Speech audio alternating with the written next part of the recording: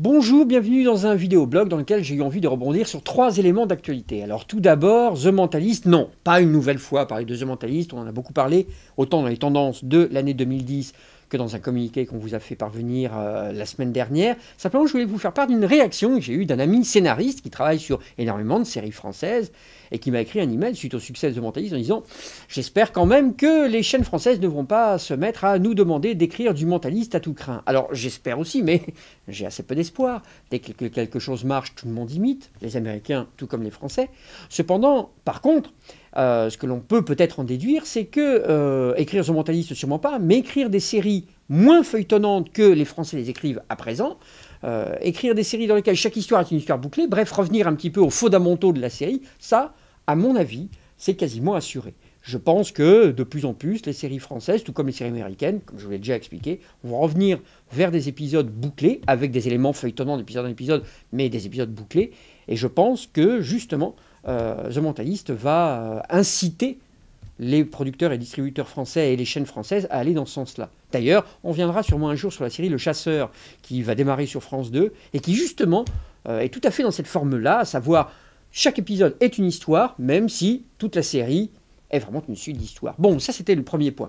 Le deuxième point, c'est une rumeur qui commence à circuler à Hollywood sur la fin du Jay Leno Show. Enfin, la fin du Jay Leno Show, on en a beaucoup parlé ici dans ce blog, vous savez, c'est le talk show quotidien de Jay Leno en prime time qui a supprimé 5 heures de fiction sur la chaîne NBC. Alors, il est franchement question que ces 5 heures de programme de Jay Leno soient rebalancées à l'heure auquel il n'aurait jamais dû partir, à savoir l'après prime time, le 23h30. Décalant ainsi les programmes qui sont derrière. Mais ça, c'est pas obligatoirement, excusez-moi, c'est pas obligatoirement notre problème. Notre problème, c'est plus, on reviendrait donc à 5 heures de fiction sur NBC. On reviendrait. Tout ça est au conditionnel, ça n'a pas été encore confirmé. Alors ça veut dire quoi? Ça veut dire déjà que pour la chaîne NBC, qu'est-ce qu'elle peut mettre? Des séries, ça ne s'invente pas comme ça. Qu'est-ce qu'elle peut mettre? Alors il y a bien une ou deux séries, style New York Unité Spéciale ou des choses comme ça. Peut-être rappeler Southland qu'elle avait annulé un peu tôt.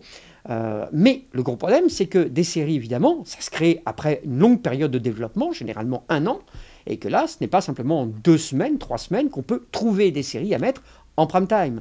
Alors peut-être aller au Canada. Et puis, il y a un autre problème aussi, et là on revient toujours aux scénaristes.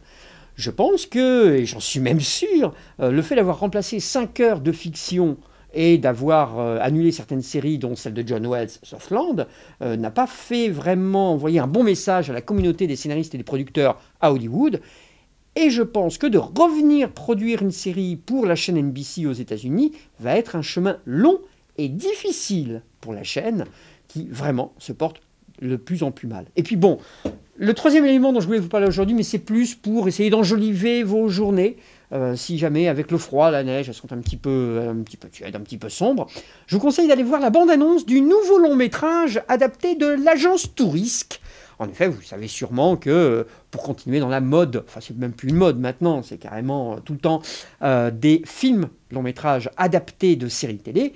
On a tourné une version cinéma long-métrage de l'agence Tourisque, donc. La bande-annonce vient de tomber sur le net. Je vous conseille vraiment d'aller la voir, non pas parce que le film promet d'être un grand film. Alors là, visiblement pas du tout. Il promet d'être un film extrêmement bourrin. D'ailleurs, l'agence Tourisque, c'était pas non plus très très reluisant à ce niveau-là. Donc, un gros film américain avec plein d'effets spéciaux et tout. Mais moi, honnêtement, je me suis piqué une crise de fou rire avec la toute dernière scène de la bande-annonce dans laquelle on voit un tank soutenu par des parachutes en plein ciel et un des personnages en train de tirer la mitrailleuse sur un avion qui lui arrive en face. Là, c'est vraiment n'importe quoi, c'est vraiment porte-nawak, comme on dit ici.